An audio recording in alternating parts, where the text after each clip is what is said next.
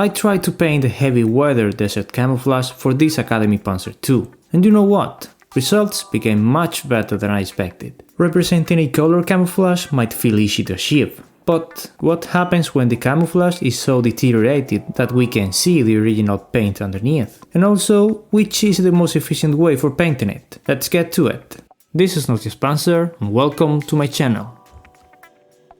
So for painting this little guy, first step should be preparing the model for painting. Optimizing the model sub-assemblies, painting process becomes easier. Also, I like to clean the plastic surface and removing all the dust from the assembling processes. Nobody wants a dusty and greasy model surface when you are about to invest your efforts in it. German tanks in Africa were painted in a tropical camouflage, but there is a good thing about them. That desert camouflage was field applied. Keeping this in mind, I decided to begin with this dark color primer, Vallejo Panzer Gray to be more precise. Hitting the model and accessories with this sturdy primer coat will create a solid paint layer to hold the entire painting process. Also, as I'm using a really dark gray for priming, this is going to be very useful for creating some color contrast, as well as the perfect base for some post shading for small parts. Now, to paint the real Panzer Gray coat, I chose this time German Gray from Tamiya Acrylics. This specific color wouldn't be my first choice for a gray tank, but because it comes directly from the bottle and this paint layer won't be entirely visible, I think it's going to work fine. Being this my first time representing Panzer Gray with this color, I got very pleased with the final shade it gets. Maybe I will use it for future projects. Thinking about how to achieve a heavy worn effect for the camouflage, I had to meditate seriously what would be my next step. German early desert camouflage has two different colors, but things got harder because if I plan to create a heavy deteriorated camouflage, I think chipping fluid is the best and only tool here. But when it comes about chipping drying time, I don't know if I will be quick enough to paint the full camouflage scheme, so I applied 3 generous coats of chipping fluid, hoping they will remain fresh in the future. To apply the desert early colors, I used this time the AK Real Color references for both tones. This is my first experience using them, and it's common to need some time to get used when using new types of paint. Paint performance went as expected. It felt like airbrushing some Tamiya or Mr. Hobby paints, and the flow real smooth when spraying. Maybe just about covering capabilities, I think I needed some more amount of paint to achieve a solid finish. First color, RAL 8000, was easy to spray as I focused on covering the entire surface. But now, instead of applying an even surface, I wasn't so disciplined here, so I tried to have different levels of covering, leaving hidden and hollow areas with less amount of paint. Later, adding some light sand and flesh colors, I applied some lighter shade to the sand color. I didn't pretend to be super accurate, just applying lighter paint in the main shapes of the model. It feels nice when the result is a faded color transition, and there is a different color translucency for each model area.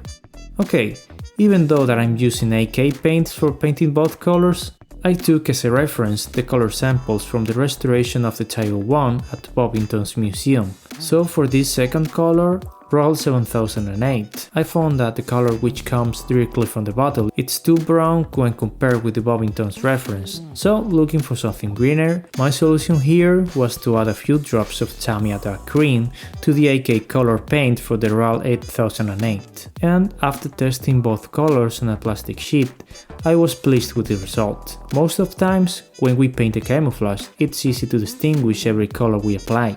But here, as originally and historically pretended, both colors act as a low contrast camouflage, which makes the painting process harder because it was really hard to perceive the color I was applying in every single moment. Even it's hard to notice the color contrast in this footage. Anyway, trusting my airbrush abilities, I managed to paint a convincing camouflage pattern, or at least I think so. Luckily, after applying a few coats of paint, the color contrast became more evident, so I could focus on getting a smooth color transition for the color camouflage edges. Okay, now that the camouflage pattern has been completed, it's time to make some weathering. I managed to finish the airbrushing work just in 58 minutes. So let's see if the 3 coats of chipping are still active. Using some tap water, I started moistening the surface. Making the first chipping attempts, I chose some small parts of the model, just for practicing a little bit, before moving to the main parts. It took a few seconds of scrubbing,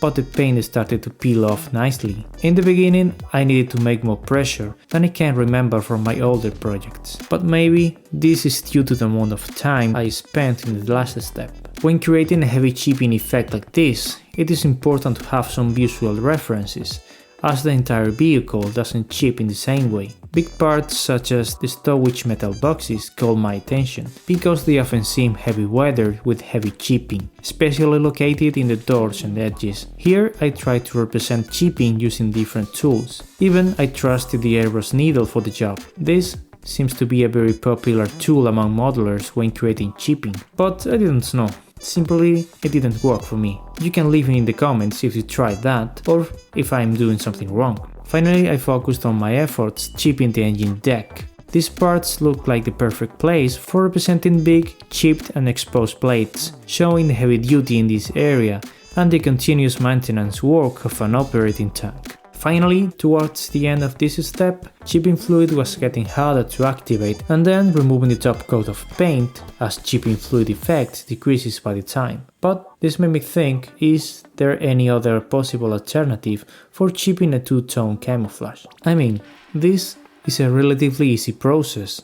I just had to use the chipping fluid and then I airbrushed the 2 colors. But all the paint job needs to be completed in the same painting session, and there is no possibility to leave the remaining work for another day. I think my next time I will try to apply a few more chipping coats, or using hot water to scratch the paint instead. As chipping fluid has some limitations, there are some places that need to be refined. Areas like small crevices didn't go totally chipped. Also, bigger chipped surfaces, showing the original Panzer Grey, didn't go as I pretended at first. Applying selective corrections with a paintbrush using acrylic paints, it's an efficient way to refine the entire chipping work. I use my fine detail brush with a tiny but sharp tip to draw the small scratches. This allows me to get into the most harder places. At the same time, I can represent super tiny paint chips. Once finished the chipping result, it's hard to notice which parts have been created using chipping fluid or paintbrush. Resuming the airbrushing work, all the small accessories on the stowage were treated in the same way as the model tank. First, I airbrushed the dark base coat, followed by a few coats of chipping fluid, and later its final color was chipped to get a heavy weather result. It's very important to paint consciously each small part, as they will add a lot of character to the finished vehicle. Okay, now for sealing the entire surface, I applied a few coats of acrylic varnish. I prefer to apply fine and diluted layers to get a nice and smooth result, letting them to dry properly. You don't want to overlap varnish coats, as the result would be unpleasant, trust me. To set the decals, I just apply a glossy thin coat in the specific area where the decals will be placed. I used the kit set for markings and they work really well. There were some minor issues due to the molded surfaces and plates, so I had to cut some decals and make some adjustments. I chose this scheme because it creates an interesting color contrast. Although red markings fit very well with the sandy colors of the base coat, I found them too saturated like brand new. So to make them more coherent with the current paint job, I airbrushed a few coats of the same base color, heavily diluted to tone down the saturated red. Some time ago, I inverted my weathering process. The standard weathering steps and what most people do is to apply first some washes, then some brush chipping and finally the dust effects. But in my case, I prefer to change quickly from decals to dust effects. This works very well for heavy weathered and dirty vehicles, because I focus first in the most important step, starting my work on general processes and moving little by little towards selective techniques. So now for applying a heavy dusty coat, I decide to try a new technique. Instead of using enamels for this task, because I don't excessively like to use enamels applied by airbrush, I come up with this idea. I made a mix of Tamiya dusty paint, buff color to be more precise, and a few drops of acrylic retardant. Although this mix didn't flow nicely through the airbrush, it held the super matte finish of the Tamiya paint, and I could apply it over the entire model without excessive issues. Now, thanks to the paint retarder effect, dusty paint coat should be still wet, and I should be able to remove it with a brush. Using some tap water again, I started removing some dusty paint from the more exposed areas. Applying subtle touches with an old brush or scrubbing the surface was enough to get my result. But let's be honest, although I managed to get a heavy dusty looking result, this technique is far from perfect, and I struggled to get a solid effect. It felt tricky to remove the paint, and it was hard to control in some areas. So I think I won't be using it in the future. I will have to think about another options or keep using enamels for representing this particular effect. Okay, so next step will be some oil washes, as every dust effect in the market, especially if you apply it extensively as I did, makes the model to lose every visual definition. Using sepia and Payne's grey colors, I created a dark color, not black, but cooler enough to outstand over the sand colors and enhancing every tiny detail. Oil wash is a super basic modeling technique, but oh man, it is a must for every model. The way oil color runs through each cap and hole and makes that fake shadow effect, it's gorgeous. This was the technique the model needed for this very moment, to put together all that previous work: hatches, plates, metal boxes, tools, turret, gun housing and engine deck. All these areas and more got super well defined with the oil wash. In this desert model, because there was a white color difference between camouflage colors and the dark color wash, I prefer to apply the wash more diluted than usual. This will prevent me from darkening excessively the model surface. So, check the final result. Going from a raw plastic surface to a realistic two-tone weather camouflage over a grey base coat. This is a more complex painting process than I usually work with, but modeling is not about painting green tanks only. Starting with the pencil grey coat and later airbrushing a two-tone camouflage for chipping it later. Yeah, this was the hardest point, as I was not pretty sure about the same time frame to use chipping fluid and how to deal with colors and chipping. Some people prefer to apply one single color first and then chipping it, and later applying the next color and repeat the same chipping operation. It seemed safer at first, but I think it wouldn't work for this case where I want to show the Panzer Grey underneath both colors. Anyway, I managed to get a convincing result, I think. Next time I will need to make a safer approach for chipping, or maybe check if there is any low drying time chipping product. What do you think?